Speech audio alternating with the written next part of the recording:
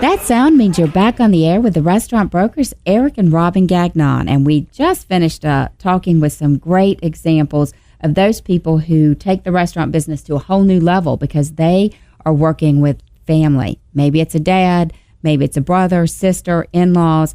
But there is a lot of hard reality associated with that, Eric. And this is the part of the show where we're going to give you the inside scoop and unbridled truth restaurant reality. So what do you think? Is it a good thing to work in the family business? And by the way, mister, you're working with your family. That's right. Robin, I can tell you a little bit about working with family. We are doing it every day of the week and sometimes 7 days a week. I think some of the important thing to remember today, it's working with family sounds to be a very good thing. Most of our guests today had very positive experience, but it's also very hard.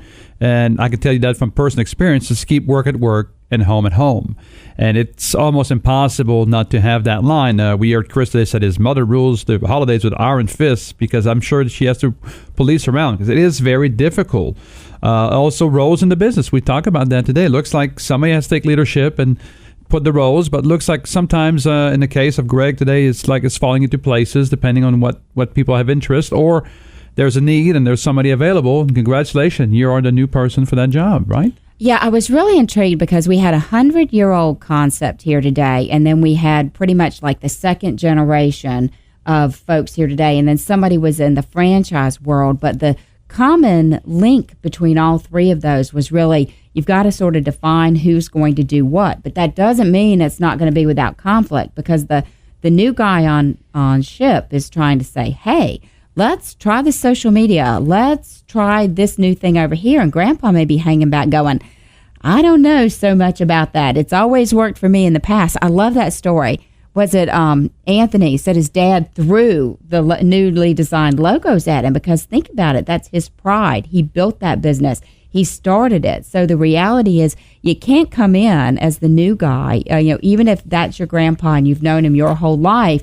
This is very close, very personal to his heart. He developed the business. He worked with that designer initially on the logo. So you have to kind of maybe sometimes ease in those changes that bring it into the 21st century. So maybe the logo stays the same, but you add some coloration to it or something to it. But I think it's not an overnight shock to the system. It's kind of a working your way through the family dynamics. Would you agree with that, Eric? Yes, I would agree with that. It is definitely something that you have to ease in. And, listening to our guests today, one thing that kind of resonated with me that wasn't maybe spoken but kind of felt is every one of these. Greg's got a little different story because he's the first person, but he's doing it to his children. It looks like Chris and Anthony, since a young age, were training. So when people, talk, Robin, we sell a lot of franchises. People say, I've got to go to training for 4 weeks or 6 weeks and I'm about to have a heart attack because they think it's long. These individuals today are successful, but they've been in training for probably 20 years before they took over the reins. So do not short on training. We spoke about training before, but it's a long period of training. They've learned every single aspect. So even if you're, I am now head of the kitchen, I'm learning everything on the menu.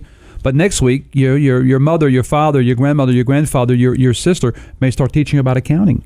Well, and I think also that connection that you get from being in the store, the story that one gentleman said, look, your dad would say, you don't know how many pairs of shoes this guy has bought you. The reality is you become so close to the business. You're absorbing things from a very early age. You're kind of recognizing and learning without being told, yeah, dad's checking out the cash register and it wasn't such a great day. Or, dad and mom are very excited because they rang up a great day. I don't think you can underestimate how valuable that is for that sort of be in your DNA of your family to grow up in that business versus to start. But that doesn't mean, bam, you're qualified. I think these guys also had to prove to their family that they were the right people to step into the roles that were going to be offered to them because it's a huge transfer of wealth from one generation to another, too. It is, and the risk of it is tremendous. I mean, you can transfer the business, and if your entire family, your sisters, your brothers, they have husbands, they have wives, they have children, and suddenly the business financially takes a downturn, then it's not only you and your wife and your 2 kids, it's your entire family, it's your entire generation, your entire legacy that is at risk. So there's a lot more, I think, pressure on a family business when to pick it up and to carry because you're feeding a lot more than a couple or four mouths. I think that's absolutely true. And, the restaurant business is a pressure-filled business, but that ratchets up dramatically when it means the mortgage not only won't be paid for you, it could mean that your father or mother's mortgage don't get paid. And that really puts a whole different spin on things. And so that's pretty tough. It is. But it's also a lot of fun. These people seem to be very happy. They're still, their parents. I think for the parents, it's a challenge. Like they talk about, they gradually stepped away. We didn't hear like one day there's a retirement party, like when you work in a big, in a big corporation, and you get the gold watch and you go home and you don't come back and you go play golf. It looks like, it's like, okay, I'm going to come up 4 days a week, 3 days a week, 2 days a week to where, hey, finally you got it. So it's a very different transition that you have to deal with and see these people kind of gradually go away. So it's not like one day I'm going to wake up and it's going to be my show. I think that's right. And I think that is really what makes the family business passing on from generation to generation so successful. And we see very successful businesses that occurs in. And speaking of successful businesses, if you're out there and your family's ready to jump into the game, you know what we have now, Eric? Some restaurant listings for sale. Yes, we do. And today we had Greg Woloschuk from Dickey's Barbecue. Well, guess what? We have some Dickey's Barbecue in Florida for sale. If you go to WeSellRestaurants.com, listing number 4071, you can buy this for a fraction of the cost. I know they usually cost about almost $400,000 to build. You can build this restaurant already in business for $89,000, 3,000 square feet. Rents about $3,500 a month. I mean, this is a phenomenal. It is, I believe, Dickey's is the largest barbecue franchise in the country currently. They are, and they have over 300 locations in 43 states. So there are a lot of Dickey's Barbecue out there. And so maybe you start with one, and then you do what Greg and his family did, and you accrue multiple stores and become an area developer.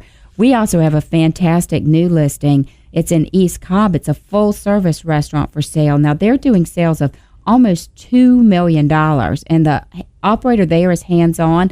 Now, the way this sort of relates to the idea of the family business is this is his baby.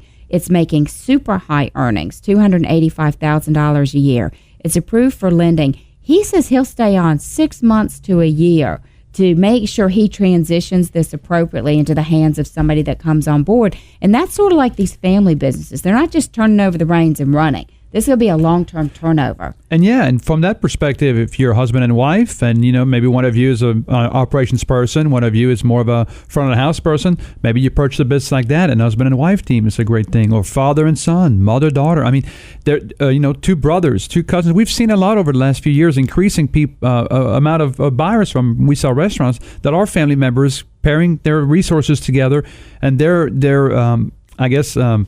excitement for the business and to try to buy something. And this would be a great opportunity for somebody to start a family legacy, I believe. Well, and speaking of that, we have listings all over the country. We have things in Colorado and Florida. A lot of folks come to us, and what they do is they're part of that baby boomer generation. Maybe they've been downsized, or they're just in the northeastern part of the country. They're sick of the weather. They're sick of the taxes. They're sick of the cold and the cost to fuel your house and fuel your car and all those things. So they are ready to, get to a better place to live. And so the lifestyle is great in the Carolinas, in Georgia, in Colorado, and all those places have listings by We Sell Restaurants. You can find them on our website at WeSellRestaurants.com. Hey, we want to take a quick moment, though, and recognize someone. Yeah, special thanks to Kashayla, our intern. Today's our last show. We appreciate her helping out. We wish her the best. I'm sure she'll have a great future ahead of her and establish her own legacy.